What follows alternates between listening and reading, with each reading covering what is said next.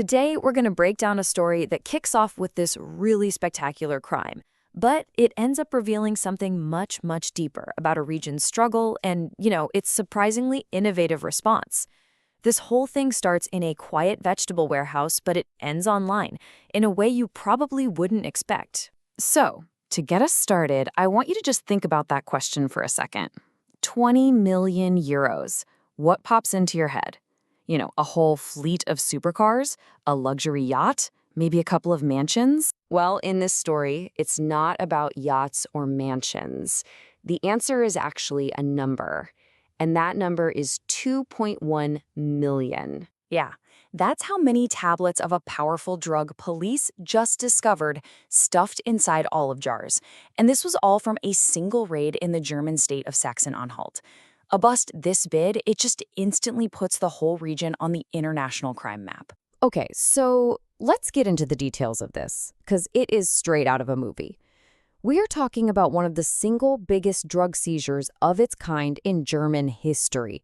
For real. I mean, the scale and just the cleverness of this whole thing is astounding. You've got over 360 kilograms of a drug called Captagon. It arrived by sea, and it was brilliantly disguised inside these sealed jars of olives. The police found them all stacked up on pallets in what looked like a totally normal vegetable warehouse. And the street value? A minimum of 20 million euros. Just incredible. So, what exactly is this drug that sparked such a huge police operation? It's not really a household name in Europe, but its effects, they are absolutely devastating. It's called Captagon. It's a powerful amphetamine-based stimulant. Now, it's mostly used in the Middle East, but a bust like this just proves its reach is global. And you need to know, it is known to be highly, highly addictive. And the psychological damage is it's severe. We're not just talking about a physical high here. Users can fall into these deep depressions, have terrifying hallucinations, and experience this absolutely crippling anxiety. It's the kind of substance that can completely unravel a person's mind. But here's the thing. This bust, as massive as it was, it's really just a symptom of a much larger public health story in the region. Once you start to look past those flashy criminal headlines, you find this very human story underneath. So yeah, the raid on an illegal amphetamine, that's what grabs the headlines, and for good reason. But it is not the only addiction crisis Saxony-Anhalt is dealing with right now. Not even close, actually, because when you dig into the official data, a much more common legal substance is tied to a trend that is, frankly, shocking. So the 2024 addiction report came out, and it had a statistic that just stopped health officials in their tracks. Saxony-Anhalt saw a 178% increase in deaths related to alcohol. No, that is not a typo. 178%. That's the highest jump of any state in the entire country. So, when you're facing a challenge that overwhelming, what do? Well, it turns out the region is responding with some remarkable innovation. A huge part of their answer is this really innovative project called DigiSucht. With this, Saxony-Anhalt has become what the Germans call a Vorreiter, basically a pioneer in digital addiction counseling.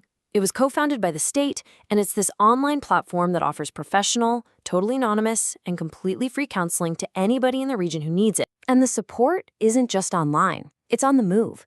Organizations like Caritas are running these mobile counseling units in the big cities, literally meeting people right where they are, on the streets, in parks, you name it, just trying to break down every single barrier to getting help. So when you put it all together, the story of Saxony-Anhalt really shows us that the modern fight against addiction, it's a two-front war. You need both enforcement and empathy. So on one hand, you've got enforcement. That's the tough police work it takes to take down a criminal ring smuggling 20 million euros worth of Captagon. But then, on the other hand, you've got support. That's the empathy and the innovation of projects like DigiSucht, reaching out a hand to people who feel completely lost. And the message coming from these support networks, both the digital ones and the ones on wheels, it directly takes on the shame and the isolation that really fuel addiction. And that message is simple. It's, you are not different, and you are not alone. So, that leaves us with this question to think about. The headlines will always celebrate the massive police raids. But as this whole story shows, where is the real battle actually won? Is it on the front lines of enforcement? Or is it won on the front lines of empathy?